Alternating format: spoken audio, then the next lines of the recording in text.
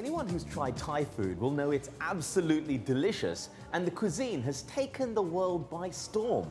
So much so that a lot of chefs overseas have learned how to master the craft of Thai cooking. One of these is David Thompson, an Australian-born chef who's even gained a Michelin star for cooking Thai food. Well, he has a restaurant right here in Bangkok. It's called Nam, and we're here to try it out today.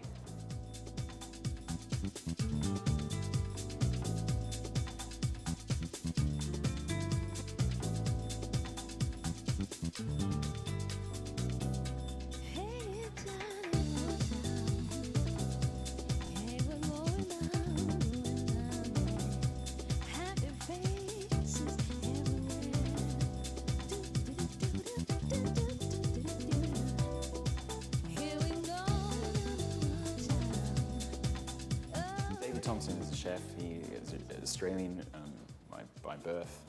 He came to Bangkok some time ago, around 30 years, I guess, and fell in love with the food, the complexity and this sort of thing. So he just decided to come back and undertook some training with a lady whose origins was in the royal palaces, and this is where this food originates from.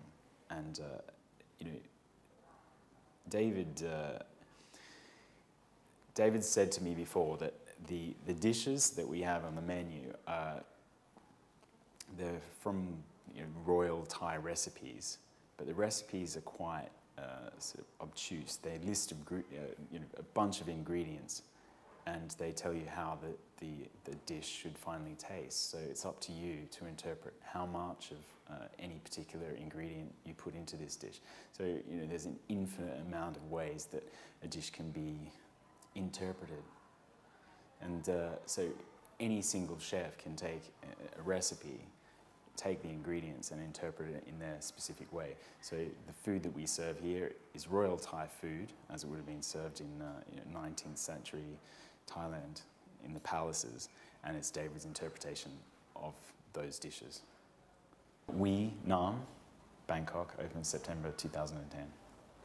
Initially, I was bought out for 6 weeks to open the restaurant, bought from London, Nam London, to open Nam Bangkok, and it ended up blowing out to 3 months. So that was because of design changes, various things going on, the time it takes to hand over a restaurant.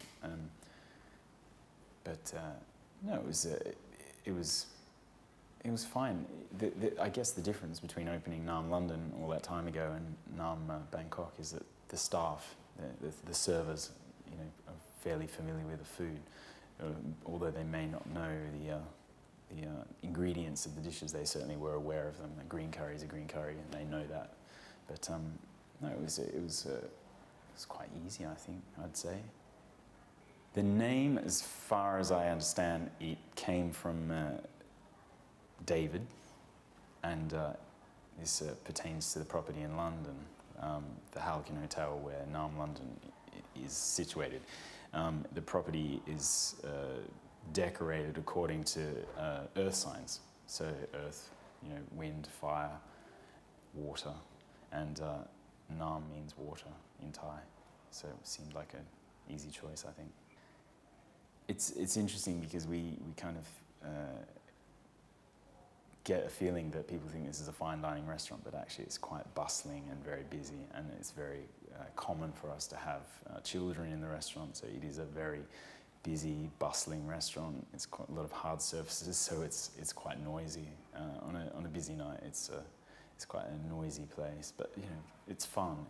And I think that the style of the food, the sharing that Thai people traditionally would do, sort of goes hand in hand with that. It's quite casual and fun. Probably the most popular dish that we have on the menu at Nam Bangkok is the coconut and turmeric curry of crab. It's fairly mild as far as curries go, and quite approachable and absolutely delicious. You don't have to do too much to it, you just eat it, and it's very good. You don't have to pick the crab or anything like that.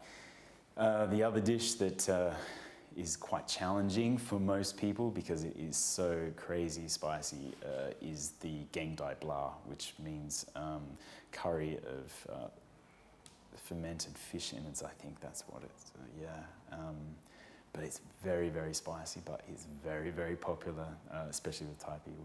They love it. Monday, it seems to be the busiest day of the week. Perhaps it's because people are coming back from their weekend away and they want to just go out for a quick bite to eat, but Monday tends to be the busiest. When I look at the reservations, I'll tell you the prefixes, which gives it away. We have a lot of +61, which is Australia, +852, which is Hong Kong, +65 Singapore, and obviously a lot of Thais as well, and expats living here. So I think that's the broad mix of what we have in Nam, Bangkok. We're consistently doing wine dinners, collaborations with wineries. I recently spoke to someone regarding a collaboration with a winery in France, Vouvray, called Hué.